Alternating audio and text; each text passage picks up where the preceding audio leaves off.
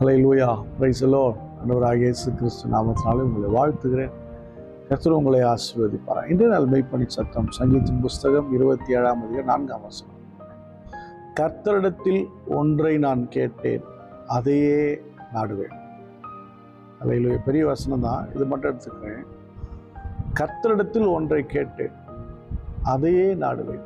எனக்கு அன்பானவர்களே, தேவனிடத்துல ஜெபிக்கிறவங்க இன்னைக்கு எல்லாருமே இருக்கிறோம். எல்லாரும் ஜெபிக்கிறவங்க தான், ஒரு சிலர் ஜெபிக்கிறது இல்லை.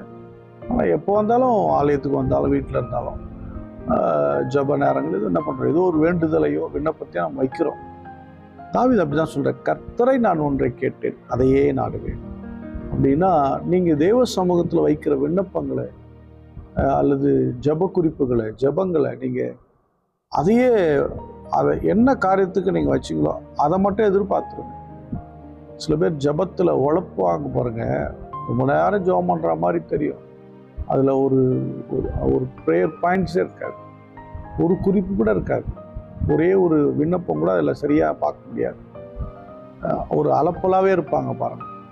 அதில் வசனத்தை சொல்லி, அவங்கள சொல்லி, இவங்கள சொல்லி, இவருக்கு செஞ்சார், அவருக்கு செஞ்சார், இவருக்கு செஞ்சார், அப்படிலாம் சொல்லி உழப்புறதை பார்க்க முடியும். எனக்கு அன்பானவர்களே, கர்த்தரிடத்தில் நீங்கள் ஒன்று கேட்குறீங்கன்னா அதை நாடும்படி அவரை மகிமைப்படுத்துங்கள். ஹல்லேலூயா. அப்போது நான் கர்த்தருடைய மகிமையை பார்க்கும்படி அவருடைய ஆலயத்தில் ஆராய்ச்சி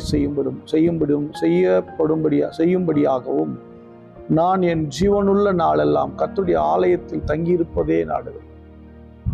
அவருக்கு என்ன விருப்பம் அப்படின்னு பார்த்தா, ஆலயத்தில் தங்கி இருக்கிறதா எனக்கு விருப்பம். ஒரு ராஜா சொல்கிறார், அரண்மனை சுகம் எல்லாம் இருக்குது, ஆனால் அவர் எங்கே இருக்கிறது விரும்புகிறேன், ஆலயத்தில் தங்கி இருக்கிறதே விரும்புகிறேன். அவருக்கு ஒரு ஆசை, எப்போதும் அவருடைய சமூகத்தில் இருந்தால் போதும், அவருடைய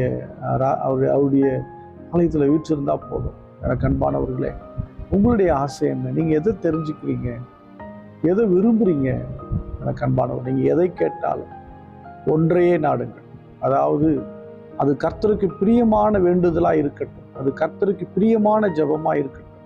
எதை நீங்கள் அவரிடத்துல கேட்டாலும் அது அவருக்கு உகந்ததாக இருக்கட்டும். இப்போ பாருங்க, தாவீது கேட்குறேன், ஆலயத்தில் இருக்குது எனக்கு பிடிக்குது, அதையே நான் விரும்புகிறேன் அப்படின்னு. நீங்கள் எதை விரும்புகிறீங்க?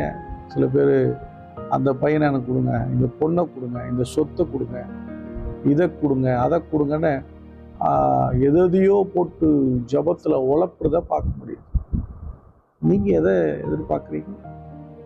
தேவனுடைய சமூகத்தில், அவருடைய சமூகத்தில் நல்ல விஷயத்தை கேளுங்க, கர்த்தர் உங்களுக்கு நிச்சயம் செய்து கொடுப்பார்.